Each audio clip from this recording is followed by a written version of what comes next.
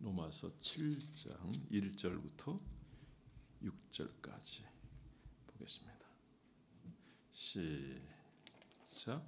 형제들아, 내가 법 아래에 하는 자들에게 말하노니 너는 그 법이 사람이 살 동안만 그를 주관한 줄 알지 못하느냐? 남편이 있는 여인이 그 남편 생전에는 법으로 그에게 매인 바 되나? 아니 그 남편이 죽으면 남편의 법에서 벗어나느니라. 그럼 만일 그 남편 생전에 다른 남자에게 가면 음녀라. 그러나 만일 남편이 죽으면 그 법에서 자유롭게 되나니 다른 남자에게 갈지라도 음녀가 되지 아니하느니라. 그러므로 내 형제들아, 너희도 그리스도의 몸으로 말미암아 율법에 대하여 죽임을 당하였으니 이는 다른 이 곧 죽은 자 가운데서 살아나신 이에게 가서 우리가 하나님을 위하여 열매를 맺게 하려 함이라. 우리가 육신에 있을 때에는 율법으로 말미암는 우리 지체 중에 역사여 우리로 사망을 위하여 열매를 맺게 하니 이제는 우리가 얽매였던 것에 대하여 죽었으므로 율법에서 벗어나신 이러므로 우리가 영의 새로운 것으로 섬길 것이요 율법의 조문에 묵은 것으로 아니할지니라. 아멘. 오늘 설교 제목은 새 생활입니다. 자, 먼저 6장에서 보면 주인과 종의 관계를 들어서 얘기했어요. 오늘 7장에서는 이제 부부 관계를 통해서 이 새 생활에 대해서 우리가 어떻게 살아야 될지를 말씀하고 있습니다. 이전에 우리 주인과 종의 관계에 아예 길을 뚫어버리잖아요. 그러면 아들로 여겨주고 또 영원히 그 집을 떠나지 아니하고 주인이 그에게 모든 걸 맡겨버리는 것을 볼 수 있습니다. 오늘 남편이 죽기 전에는 여인은 당시에 남편에게 매여 있어요. 여기서 벗어날 수 있는 방법은 없어요. 과거에 그랬어요. 과거에. 요즘은 좀 상황이 달라져서 다른 얘기를 할 수 있지만 과거엔 그래요. 심한 경우에는 남편이 죽으면 같이 생매장하는 경우도 있어요. 야, 이건 너무 잔인하죠. 그렇죠? 그런데 오늘 본문에 보니까 남편에게 매여있던 여인이 남편이 죽게 되면 남편에서부터 자유하게 된다라고 얘기하고 있어요. 그리고 만약에 남편이 살아있는데 다른 남자를 만나게 되면 음녀다 이렇게 얘기하고 있어요. 왜? 남편이 살아있기 때문에. 그러나 남편이 죽으면 자유하게 된다. 여기서 율법을 얘기하고 있어요. 율법과 은혜에 대해서 말씀하고 있습니다. 정신 잘 차려야 돼요. 그래서 이 말씀의 의미가 뭔가 뭐 단순하기도 하지만 그러나 이 원리가 우리가 은혜 생활하는데 매우 중요하다는 거죠. 율법에 대해서 죽은 자를 위해 된다 이거죠. 그럼 우리는 자유하게 되는 거예요. 자유한 자에 대해서는 전혀 간섭할 수 없어요. 율법이라고 하는 이 존재는 죄를 깨닫게 하는 거예요. 그러니까 율법은 전혀 율법에 대해서 죽은 자에 대해서는 전혀 노타치입니다. 그런데 율법에서 살아있는 사람들에 대해서는 끊임없이 간섭해요. 너 죄인이지, 이거 못 지켰지. 그러니까 계속 공격을 받아요. 율법이 그러는 거예요. 율법은. 그래서 우리가 율법으로 살아갈 때 율법의 존재를 인정하고 율법으로 살아갈 때는 율법이 끊임없이 이런 지적을 하게 되므로 우리는 자유할 수가 없어요. 언제 자유하느냐? 율법에 대해서 죽어버릴 때 자유하게 된다는 거죠. 그래서 우리는 율법적인 이 부부의 관계를 한번 생각해 봅니다. 로마서 7장 12절 한번 보겠습니다. 시작. 이로 보건대 율법은 거룩하고 계명도 거룩하고 의로움이 선하도다.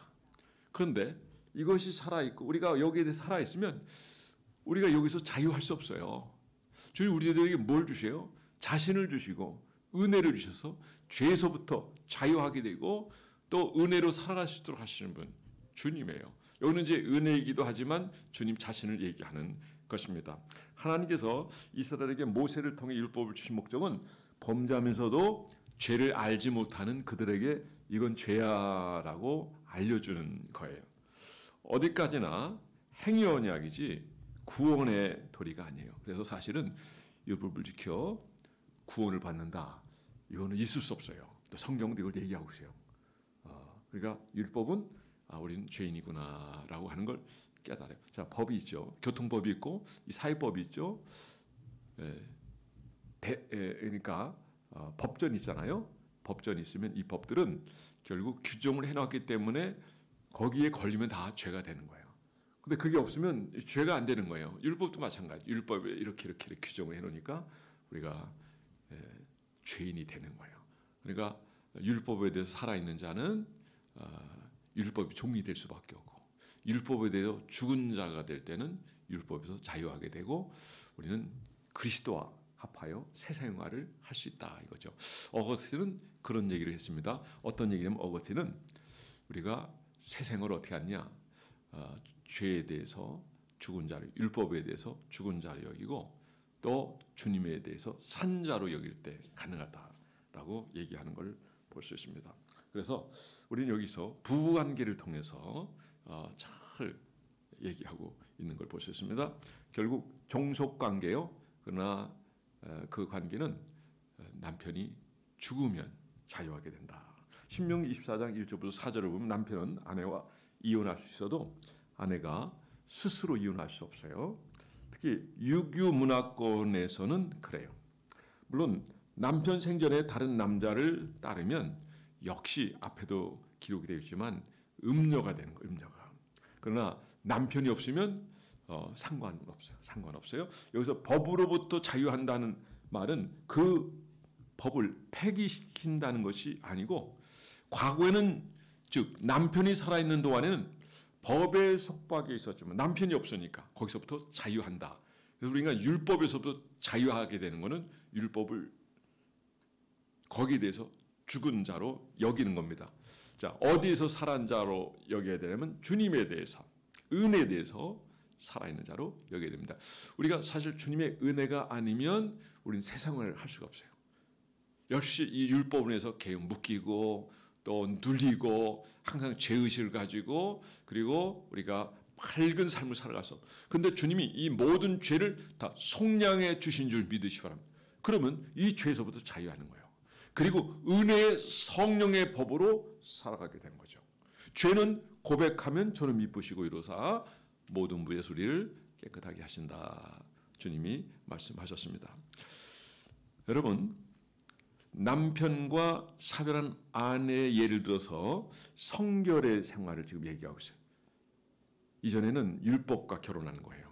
근데 그 남편과 그 율법과 완전히 사별한 남편에 대해서 죽은 자로 여기고 거기서 자유하게 되는 거죠. 성경은 신앙의 관계를 여러 곳에서 부부로 표현했는데, 구약에서 하나님이 신랑이고 우리는 신부로 이렇게 말씀하셨단 말이죠. 자, 호세아서 2장 7절에도 보면 청년이 처녀와 결혼한 같이 내 아들들이 너를 취하겠고 신랑이 신부를 기뻐한 같이 내 하나님 너를 기뻐하리라. 자, 신약 시대에도 마찬가지예요. 자, 요한복음 3장 29절에 신부를 취하는 자는 신랑이나 서서 신랑의 음성을 듣는 친구가 크게 기뻐하니 나는 이러한 기쁨이 충만하노라.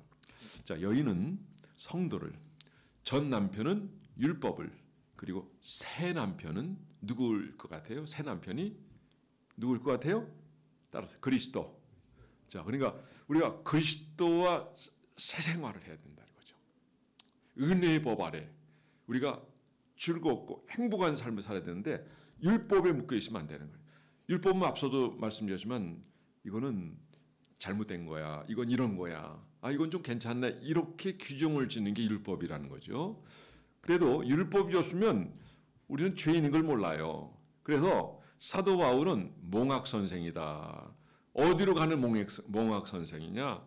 은혜의 삶을 살게 하고 그리스도를 만나게 하는 몽학 선생이에요. 최종적으로 우리가 그리스도를 만나고 그분과 동행하고 그분에 의해서 은혜로운 삶을 살면 되는 거예요. 그래서 우리가 이 로마서 7장을 통해서 우리가 알 수 있는 것은 이제 율법에 대해서는 죽은 자리 여기다. 이제 그리스도와 새 생활을 시작하라. 그리스도와 새 생활을 시작한다는 것은 어떤 의미가 있을까요? 성령으로 살아가는 거예요. 그리고 주님의 지배를 받는 거예요. 근데 그 주님은 어떤 분이냐? 우리를 긍휼히 여기시고 불쌍히 여기시고 우리 모든 죄를 담당하신 분이에요. 그러니까 얼마나 은혜로운 분이에요. 얼마나 좋은 분이에요. 예? 그러니까 중요한 거는 우리가 그분을 영접하고 그분으로 자유하는 겁니다. 자, 세례 의미도 그래요. 세례도 죄에 대해서, 즉 의에 대해서 살아난다. 의에 대해서라 하면 바로 그리스도를 얘기하는 거예요. 하나님에 대한 거예요. 그러니까 그리스도에서 살아는, 그리스도에서 관계하는 거예요. 그래서 친밀하고 가까우며 그리고 그분의 은혜로 살아가는 거예요. 항상 그분을 그냥 내 곁에 항상 모시고 그분의 능력에 있어서 살아가는 거예요. 과거의 율법 시대 때는 많은 사람들이, 지금도 유대인들은 거기에 매여 있지만은 율법이 전문자를 그리스도로 인정을 안 하잖아요. 아직도 메시아가 안 왔다고 보잖아요. 얼마나 안타까운 것입니까? 근데 그리스도님이 오셨어요. 이분이 우리를 자유케 하는 분이에요. 죄에서 자유케 하고 우리의 영혼을 구원하는 분이에요. 그런데 여전히 거기서 벗어나지 못하고 있다. 이거 너무 안타까운 거죠. 그가 찔림 우리의 허물을 인하며 그가 상함 우리의 죄아을 인함이라. 그가 징계를 받으면 평안을 누리고 그가 채찍에 맞음으로 너희가 나음을 입었도다. 자, 새로운 생활하는 거예요. 새 생활을 하는 거예요. 누구와? 그리스도와. 그분은 우리를 풍성하게 하는 분이에요. 삶 자체가 그분 안에 있으면 능력 있고 그리고 행복하고 가치 있는 삶을 살게 되는 거죠. 하나님의 나라를 위해서, 복음을 위해서, 하나님 영광을 위해서 우리의 짧은 인생의 삶이지만 그분 안에서 우리가 호흡하고 살아가면 우리는 어떤 삶을 살게 되느냐? 영광된 그 인생 삶 자체가 보람되고 가치 있고 하나님 인정하는 삶을 살 수 있다는 거죠. 그러니까 주님과 함께하는 삶, 새 생활인 거예요. 이 새 생활을 하려면 과거의 삶을 청산해야 돼요. 옛 생활에서는 정리를 해야 된다는 거죠. 율법, 그거는 선하고 좋아요. 그러나 거기에 살아있다는 거는 그걸 따라가는 거예요. 거기에서 우리가 내 자신이 어떤 존재를 알아요. 그러니까 우리는 거기서 우리가 살아날 수가 없어요. 왜? 우리는 여전히 죄인이기 때문에 그래요. 그래서 주님이 우리 스스로 용서받을 수 없는 것을 주님 십자가를 지심으로 말미암아 단번에 완전히 영원한 살아있는 제사를 드린 줄 믿으시 바랍니다. 그래서 우리가 새 생활 가운데 살게 되는 겁니다. 신명기 24장 1절부터 4절 내용을 보면 남편은 아내와 이혼할 수 있어도 아내가 능동적으로 남편과 이혼할 수 없다. 이렇게 나왔어요. 그러니까 항상 평생 묶여 사는 거예요. 남편이 있는 한 남편으로부터 아니 남편이 좀 잘해주면 좋은데 근데 여기는 두 가지예요. 하나는 율법을 얘기하는 거예요. 우리가 지금 살아있는 나를 도와주고 내 사랑하는 남편으로서 그런 존재라기보다 이거는 그냥 율법을 얘기하는 거예요. 이 율법이 결국 사망 선고를 하는 거는 우리가 새 생활을 하는 거죠. 그러니까 그에 대해서 죽은 자로 여기는 것입니다. 자, 로마 6장 14절 한번 읽어보죠. 14절 로마 6장 14절이에요. 시작. 제가 너희를 주장하지 못하니 이는 너희가 법 아래 있지 아니고 은혜 아래 있습니다. 율법 아래 있고 죄 아래 있으면은 거기에 다스림을 받아요. 그런데 오늘 14절 뭐라 했어요? 더 이상 우리는 그 종이 아니에요. 거의 지배를 받질 않아요. 그래서 죄가 너희를 주장하지 못하리니 이는 너희가 법 아래 있지 아니하고 은혜 아래 있습니다. 율법 아래 있다. 그거는 내가 거기에 매여 있는 거예요. 그리고 항상 죄책감을 살고 그리고 늘 이렇게 묶인 상태예요. 그런데 주님이 문제를 다 해결해 주셨다는 거죠. 그렇다고 해서 우리가 죄를 져도 좋다는 얘기 아니에요. 주님을 인해서 자유하게 된 줄 믿으시 바랍니다. 우리를 사망에서 생명으로 옮긴 줄 믿으시 바랍니다. 죄에서부터 자유하게 해주신 줄 믿으시 바랍니다. 죄에서부터. 우리 스스로 이 죄 문제를 해결하려면 우리 할 수가 없어요. 그래서 하나님이신 분이 이 땅에 오신 거예요. 그래서 고난을 받으시고 그리고 십자가에 죽으시고 그리고 다 이뤘다고 말씀하셨습니다. 다 뭘 다 이뤘어요? 구원을 다 이뤘다. 그래서 우리는 자유인이 되세요. 진리를 알지니 진리가 너희를 자유케 하리라. 주님을 알면 자유하게 돼요. 죄에서부터 자유. 은혜의 삶을 살게. 주님과 동행하게 돼요. 주님 우리를 긍휼히 여기시고 우리를 풍성하게 하시는 분이에요. 자, 요한복음 10장 10절 말씀에 보니까 내가 온 건 양으로 더불어 풍성하게 하되 더 풍성하게 하는 삶을 살기 원한다는 말씀이 있는 것처럼 우리는 주님 때문에 풍성한 삶. 그리고 제가 이건 목회 철학적인 말씀으로 드리면서 새신자 신방하면 반드시 이 말씀 전하는데 들어가며 나오며 골을 넣는다. 어디를? 교회를. 교회는 항상 들락날락해야 돼. 매일 들락날락해야 돼요. 여러분 의무적으로라도 하루에 반드시 교회는 들락날락하셔요. 멀리서도 그냥 차 타고 와서 교회 있고 한번 둘러도 보고 저는 여기 떠나요.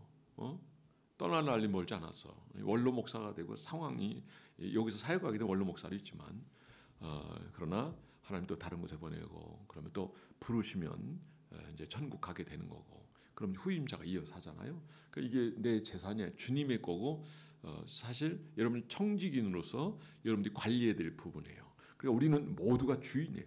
주인은 이 모든 소유가 내 것이 아니라 주님의 것을 내가 어떻게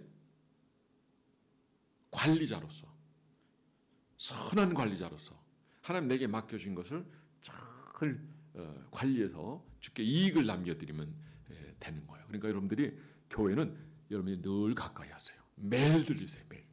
저는 어렸을 때 교회를 매일 들렸어요. 아침에도 들리고 어떤 저녁에도 들리고 또 제 청년 때는 그때는 사람들이 자가용이 없을 때 오토바이가 형이 있어가지고 형 오토바이가 형 게 내 거지 뭐. 그 어느 날 형이 그 오토바이를 키를 꽂아둔데 놨더니 누가 모셔갔대. 그래서 그다음부터 이제 오토바이는 땡 쳤는데 어쨌든 그 오토바이 있을 때 자가용도 없을 때였으니까 오토바이를 가지면 요즘으로 얘기하면 자가용 가진 거잖아요. 그때는 제가 고등학교 대학교 다닐 그때거든요. 오토바이 있으니까 제가 어떻게 했어요? 상상이 막히죠. 제가 봉사정신이 투철하잖아요. 그래서 모르는 사람들 다 태워다 줘 사이간 다 태워다 줘 사이간. 그게 제 일과예요. 집회 끝나면 이제 끝난 다음에 이제 예배 후에 그런 일을 행했는데 여러분들도 그런 삶이 귀한 삶인 줄 믿으시고 항상 어떻게 하면 내가 섬길까, 어떻게 하면 내가 충성할까, 어떻게 하면 우리 성도들을 행복하게 할까 그런 마음을 가지고 최선을 다해 봉사하면 이것이 하늘의 상급이 될 줄 믿습니다. 시간을 드리고 물질을 드리고 여러분들이 최선을 다하십시오. 그럼 주님이 나 몰라라 그러시지 않아요. 야, 네가 교회를 그렇게 사랑하는구나. 성도를 하나 사랑하는 게 교회를 사랑하는 거예요. 주의 종을 사랑하는 것도 역시 마찬가지예요. 또 주의 종은 교회를 사랑해요. 교회를 위해서 일철불야 항상 어떻게든 잘 하려고 그렇게 한다. 그래서 주의 종 같은 마음을 가지고 늘 아침에 일찍 한번 하나님 앞에 나오고 기도하고 또 일과 갔다 오고 저녁에 나와서 기도하고 또 하루를 마무리 짓는 그런 삶을 살면 너무 아름답고 귀한 삶이다. 여러분, 우리 율법에 대해서 죽은 자로 여기고 주님에 대해서 산 자로 여기시 바랍니다. 우린 새 출발 오늘부터 하시기 바랍니다. 이미 출발했지만 이게 뭐야 그렇게 지낼 수 있었어요. 다시는 이제는 죄의 종이 아니라 노예가 아니라 이제 주님과 건데 주님과 동행하며 새 생명의 삶을 살아가는 그리고 그분이 주신 은혜를 누리고 성령으로 자유하고 그리고 여러분의 삶이 능력 있고 아버지 뜻을 이루어드리는 정말 멋지고 거룩한 삶을 통해서 하나님 앞에 정말 칭찬되는 여러분의 삶이 되기를 주 이름으로 축원합니다. 기도하겠습니다. 오늘 이 말씀 생각하면서 우리 잠깐 기도하겠습니다.